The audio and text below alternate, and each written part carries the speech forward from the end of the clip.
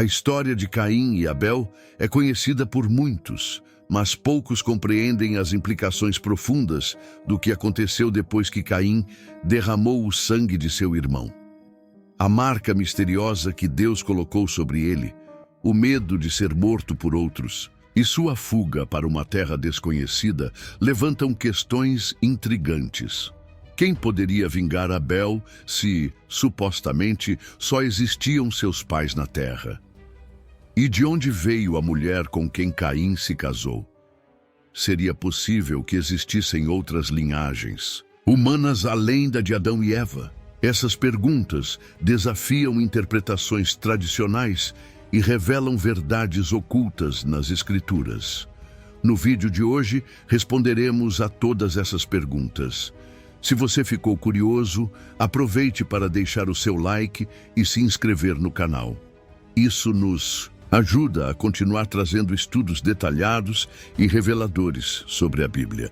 Agora vamos para o vídeo. Após cometer o primeiro assassinato da humanidade, Caim tentou esconder seu crime, mas não havia como enganar o Criador.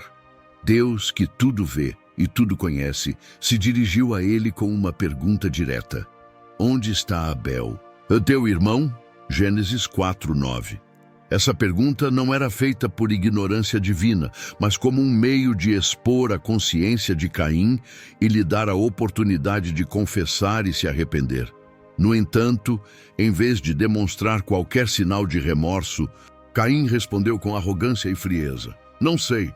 Acaso sou eu tutor de meu irmão? Essa resposta sarcástica revelou não apenas sua dureza de coração, mas também seu desprezo pela autoridade divina. Diferente de seus pais, que ao serem confrontados no Éden, tentaram justificar seus erros, Caim demonstrou total insensibilidade. Ele não ofereceu desculpas, não mostrou qualquer pesar, nem buscou perdão. Sua resposta era carregada de desdém, como se o assassinato de seu próprio irmão fosse algo irrelevante. Esse comportamento evidencia o grau de corrupção em seu coração. O pecado não surgiu nele de forma repentina ou impulsiva. Pelo contrário, havia sido nutrido ao longo do tempo, até que finalmente resultou em um ato irreversível. Diante dessa postura desafiadora, Deus revelou a gravidade do crime. O sangue de Abel havia sido derramado sobre a terra, e essa terra agora clamava por justiça. Essa imagem é impactante, pois sugere que o pecado de Caim não poderia ser ocultado.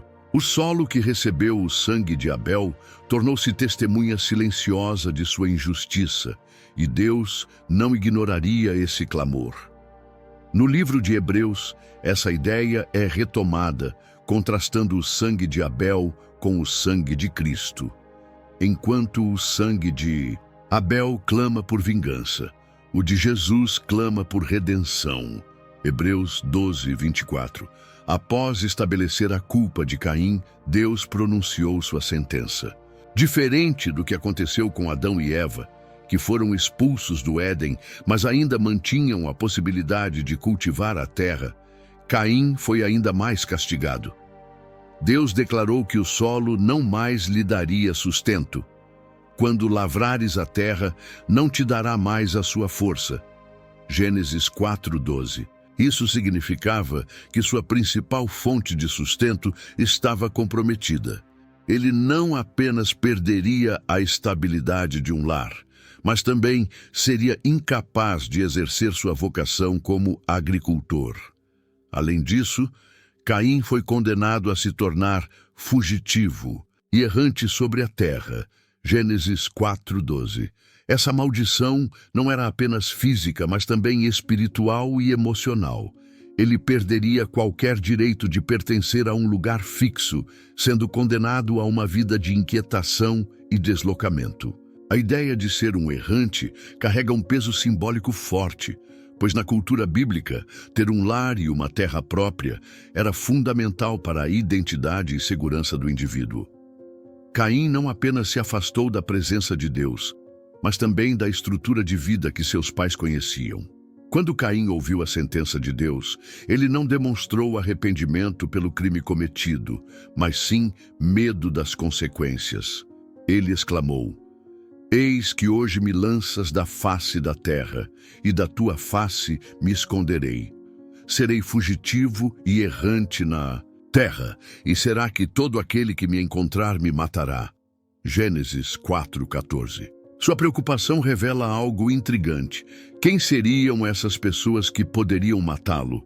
Se até aquele momento a Bíblia mencionava apenas Adão, Eva, Caim e Abel, de quem ele estava fugindo? Esse ponto nos leva a uma das questões mais intrigantes da narrativa de Gênesis. Quem eram as outras pessoas das quais Caim tinha medo? Quem poderia querer vingar Abel? Se ele estava fugindo, para onde poderia ir? E mais tarde, como ele pôde construir uma cidade se, teoricamente, só existiam seus pais na terra? Essas questões nos levam ao mistério da marca de Caim e ao crescimento da população no mundo antigo. Essa dúvida levou muitos a questionarem se a narrativa bíblica omitiu a existência de outras famílias humanas além da de Adão e Eva. No entanto, uma leitura cuidadosa da Bíblia nos mostra que Adão e Eva tiveram muitos filhos e filhas ao longo de sua vida. Gênesis 5:4. Como os primeiros homens tinham uma longevidade muito maior do que temos hoje, é provável que, quando Caim matou Abel, a população já estivesse crescendo. A Bíblia não nos dá detalhes sobre o tempo exato entre os eventos, mas considerando que Adão viveu 930 anos, é plausível que dezenas ou até centenas de descendentes já tivessem surgido nesse período. Caim, portanto, temia que um dos parentes de Abel, talvez seus próprios sobrinhos ou primos, buscassem vingança. Isso explica por que ele clamou a Deus por proteção. Em resposta, Deus colocou sobre Caim uma marca para impedir que qualquer pessoa o matasse. Esse é um dos detalhes mais misteriosos da história. O que era exatamente essa marca? O texto bíblico não explica sua aparência ou natureza, o que gerou inúmeras teorias ao longo da história.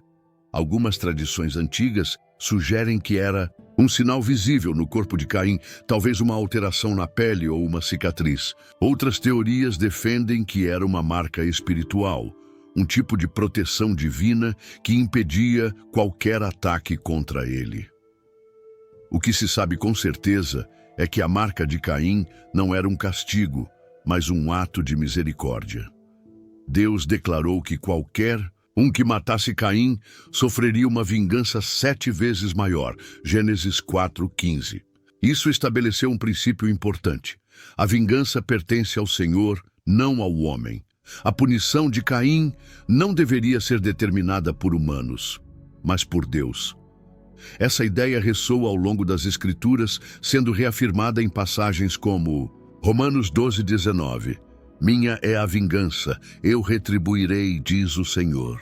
Por outro lado, a marca também servia como um lembrete público de sua culpa.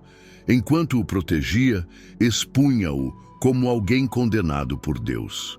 Ele jamais poderia escapar de sua identidade como o primeiro assassino da humanidade.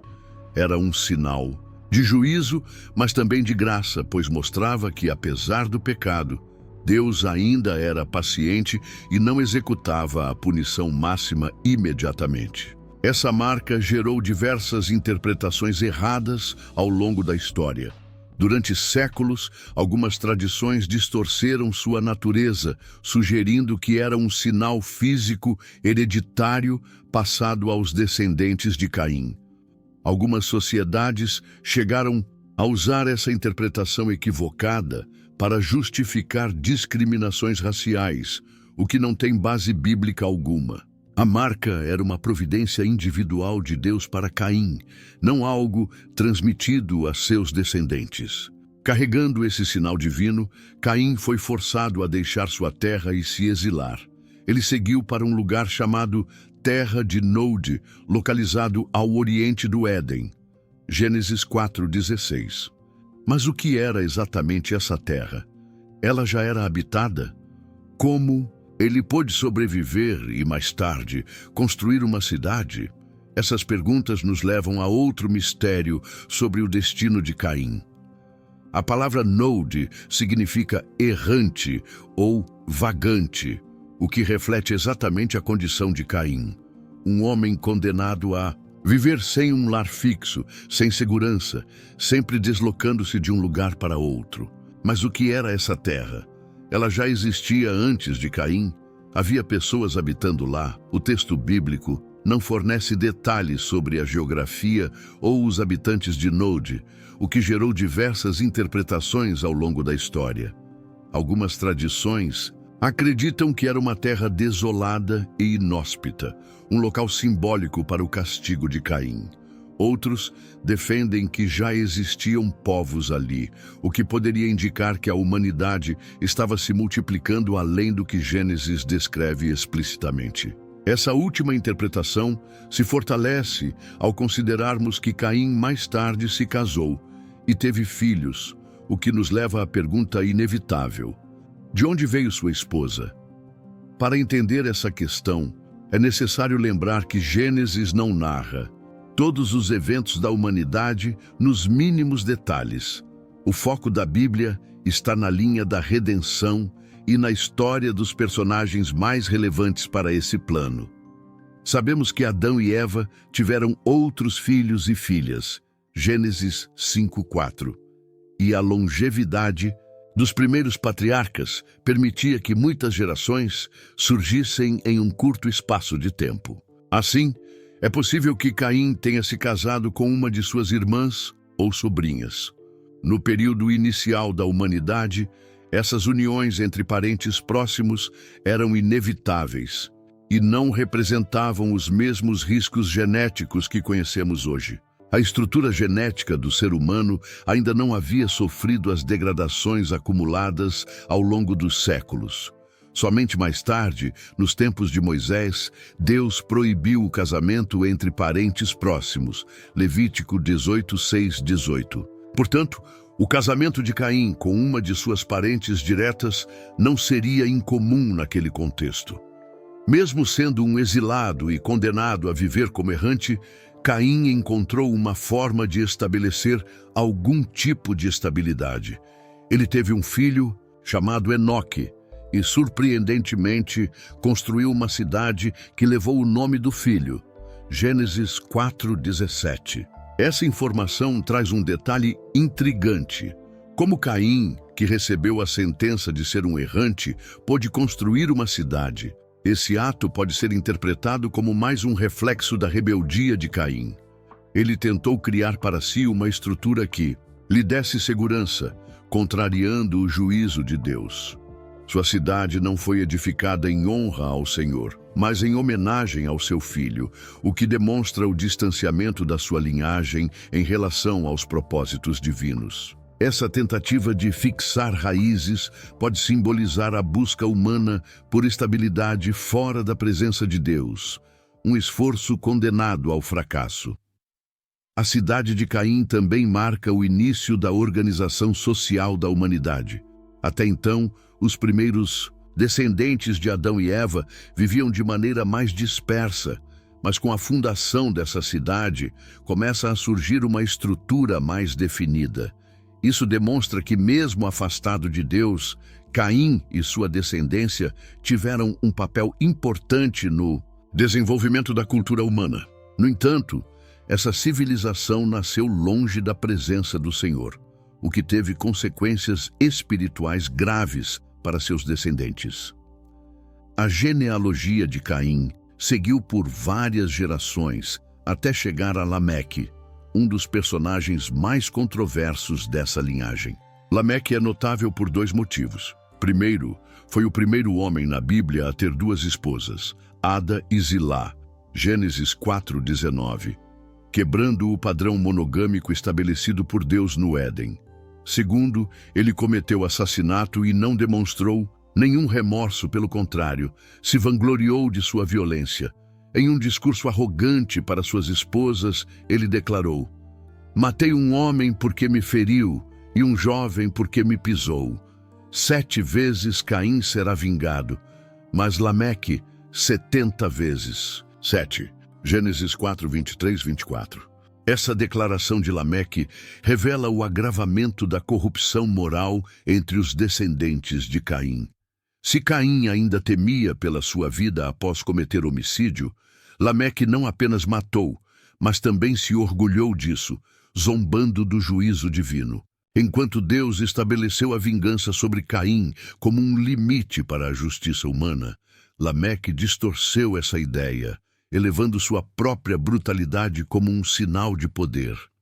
Isso mostra como o pecado, quando não é contido, cresce e se intensifica ao longo das gerações.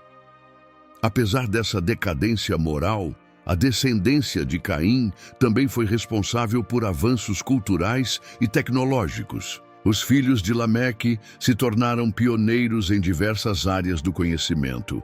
Jabal foi o pai dos que habitam em tendas e possuem gado, o que sugere o início da pecuária e da vida nômade organizada. Gênesis 4:20. Jubal foi o inventor da música, sendo descrito como o pai dos que tocam harpa e flauta. Gênesis 4:21. Isso indica que a arte e a cultura começaram a se desenvolver, mesmo entre uma linhagem afastada de Deus. Tubal-Caim foi o primeiro a trabalhar com metais, fabricando ferramentas e armas de bronze e ferro. Gênesis 4:22, representando o início da metalurgia. Esses avanços mostram que a linhagem de Caim, apesar de espiritualmente corrompida, foi responsável por inovações que ajudaram a moldar a civilização. Essa é uma das ironias da história bíblica. Mesmo aqueles que estão distantes de Deus ainda carregam a imagem do Criador, expressando sua criatividade e domínio sobre a terra. No entanto, sem a presença divina, esses talentos podem ser usados tanto para o bem quanto para o mal. A cidade de Caim e seus descendentes representam o início de uma sociedade construída fora da comunhão com Deus. Suas conquistas foram notáveis, mas sua cultura se tornou marcada pela violência, arrogância e afastamento do Senhor. Esse padrão de progresso material sem direção espiritual se repetiria ao longo da história da humanidade, culminando, mais tarde, na corrupção generalizada que levou ao dilúvio nos dias de Noé. Dessa forma, a linhagem de Caim se tornou um exemplo claro do que acontece quando a humanidade busca edificar sua própria segurança e glória, sem reconhecer sua necessidade de Deus. Mas será que todo o povo de Adão seguiu esse caminho? O que aconteceu com os descendentes fiéis que permaneceram obedientes ao Senhor? É nesse ponto que a história nos apresenta Sete, o outro filho de Adão e Eva, e a linhagem que daria origem aos justos.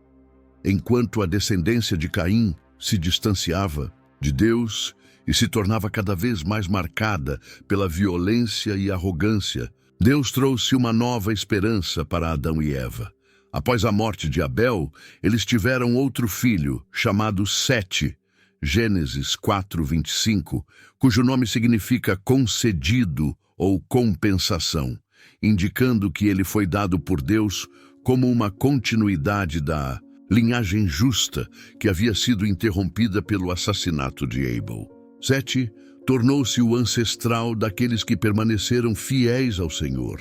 Seu filho Enos inaugurou um período significativo da história espiritual da humanidade. Em Gênesis 4:26 está escrito: a Sete também nasceu um filho e chamou o seu nome Enos.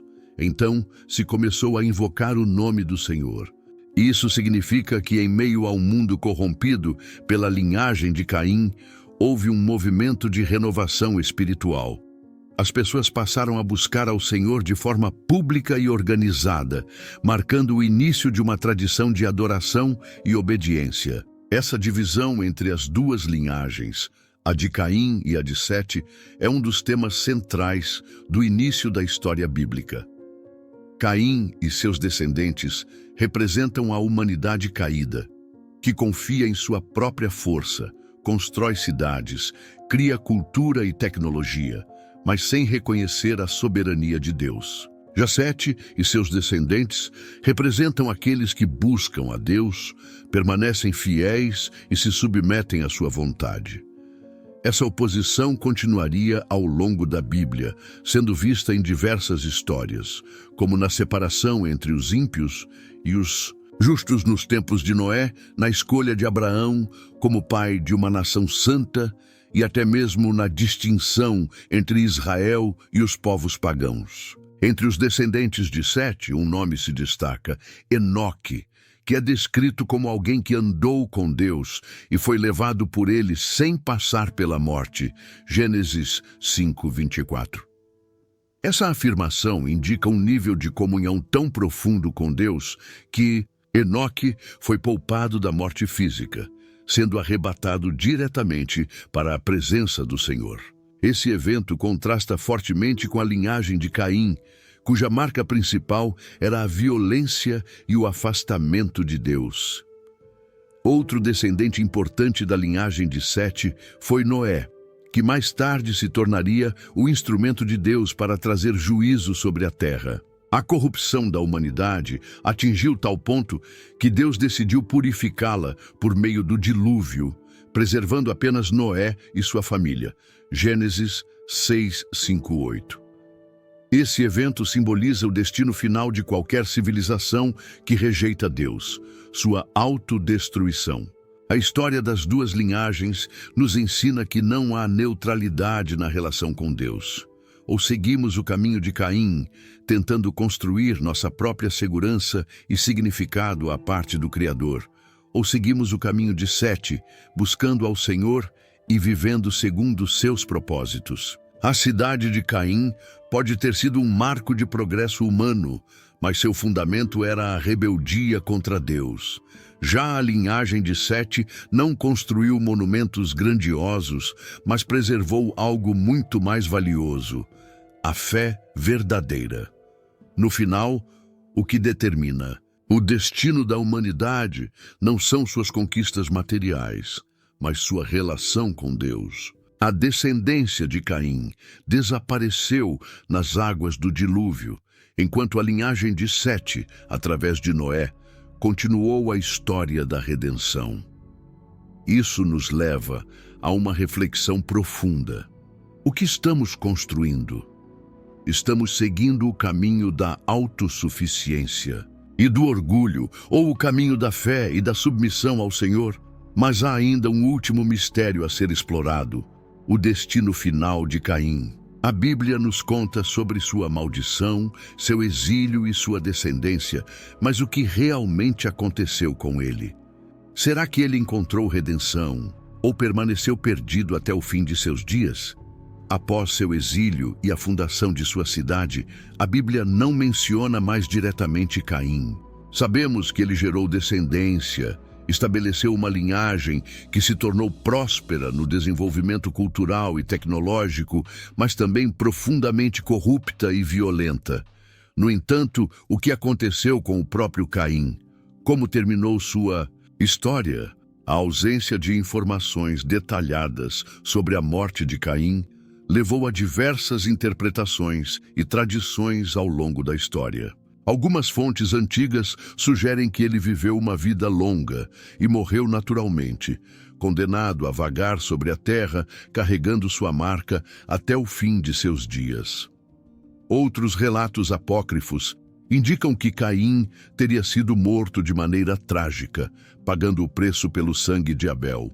Uma das tradições mais antigas, mencionada em textos judaicos não canônicos, conta que Lameque, seu próprio descendente, teria matado Caim por acidente. Entre os descendentes de Caim, um dos nomes mais marcantes foi Lameque, seu tataraneto. Lameque ficou conhecido por dois motivos. Primeiro, foi o primeiro homem na Bíblia a tomar duas esposas, Ada e Zilá. Gênesis 4:19. Marcando uma distorção do plano original de Deus para o casamento. Segundo, ele protagonizou um episódio sombrio que, segundo tradições antigas, culminou na morte do próprio Caim. A narrativa extra-bíblica conta que, já idoso e com a visão comprometida, Lameque saiu para caçar com a ajuda de seu filho.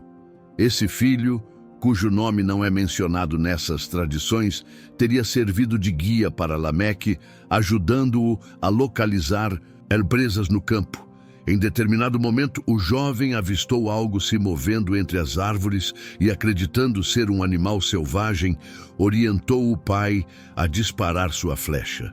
O alvo, no entanto, não era um animal, mas sim um homem, Caim, que estava vivendo em isolamento.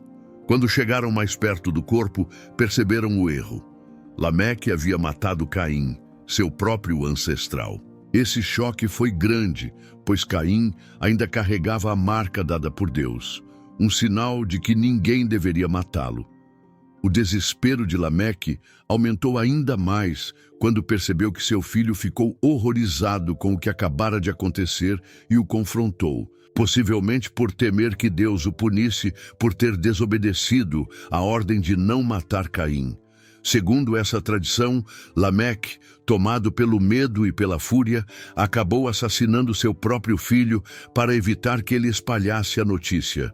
Isso explicaria a declaração enigmática de Lameque em Gênesis 4:23-24, onde ele diz: "Matei um homem porque me feriu, e um jovem porque me pisou." Se Caim seria vingado 7 vezes, então Lameque o será 70 vezes 7. Muitos estudiosos interpretam essas palavras como um tipo de cântico de arrogância e violência, um sinal de que a corrupção moral na linhagem de Caim havia se intensificado. O próprio Lameque parece estar zombando da proteção divina que foi dada a Caim, sugerindo que sua impunidade seria ainda maior. Embora essa história não esteja na Bíblia, ela era conhecida entre os antigos intérpretes judeus. Esse relato sobre a morte de Caim reforça um tema recorrente nas Escrituras.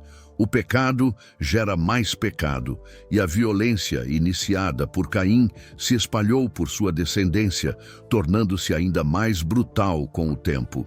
Lameque representa o auge da corrupção da linhagem de Caim. Se Caim pelo menos demonstrou medo de sua punição, Lameque exibe orgulho em sua brutalidade. A ausência de Deus na sua vida levou a um comportamento cada vez mais perverso e sem arrependimento.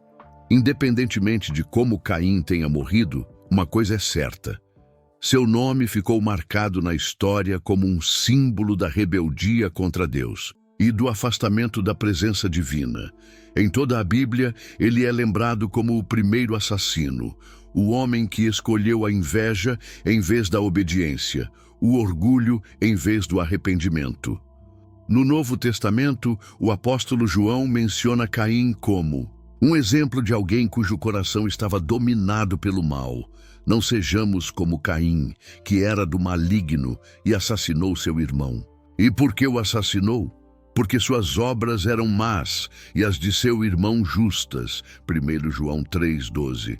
A história de Caim nos ensina que o pecado, quando não tratado, leva à destruição. Ele não apenas matou seu irmão, mas também destruiu sua própria relação com Deus e abriu um caminho de decadência para seus descendentes. Sua tentativa de construir uma cidade, de criar estabilidade por conta própria, mostra o desejo humano de buscar segurança sem Deus. Um esforço condenado ao fracasso. No entanto, a história de Caim também nos ensina sobre a paciência e a misericórdia de Deus. Embora Caim tenha sido punido, Deus não permitiu que ele fosse morto imediatamente. Isso demonstra que, mesmo em meio ao pecado, Deus dá tempo para o arrependimento. Mas Caim não aproveitou essa oportunidade. Ele se distanciou cada vez mais, vagando em um mundo que não poderia lhe oferecer a paz que ele rejeitou no Senhor. Se Caim tivesse se arrependido, sua história teria sido diferente. Mas ele escolheu seguir seu próprio caminho. Isso nos leva a uma pergunta crucial: Quantas vezes repetimos o erro de Caim, buscando soluções humanas para nossos problemas, em vez de nos voltarmos para Deus? Sua história serve como um alerta para todos nós. O pecado tem consequências, mas a graça de Deus está sempre disponível para aqueles que escolhem se voltar para Ele. No fim, Caim desapareceu da narrativa bíblica sem redenção. Sua linhagem se perdeu no tempo e não sobreviveu ao dilúvio. Enquanto sua cidade e seus descendentes se afundavam em rebeldia, a linhagem de Sete permaneceu fiel a Deus, culminando em Noé, aquele que encontraria graça diante do Senhor e preservaria a humanidade. E agora, eu te pergunto, você já refletiu sobre sua própria vida e as escolhas que tem feito? Você tem se afastado de Deus ou buscado a sua presença? Não cometa o erro de Caim. Se há algo em sua vida que precisa ser transformado, este é o momento de agir. Se esse conteúdo te trouxe novas perspectivas, compartilhe seu pensamento nos comentários. Quer aprender mais sobre as histórias e mistérios da Bíblia? Então se inscreva no canal e ative as notificações para continuar descobrindo os segredos das Escrituras.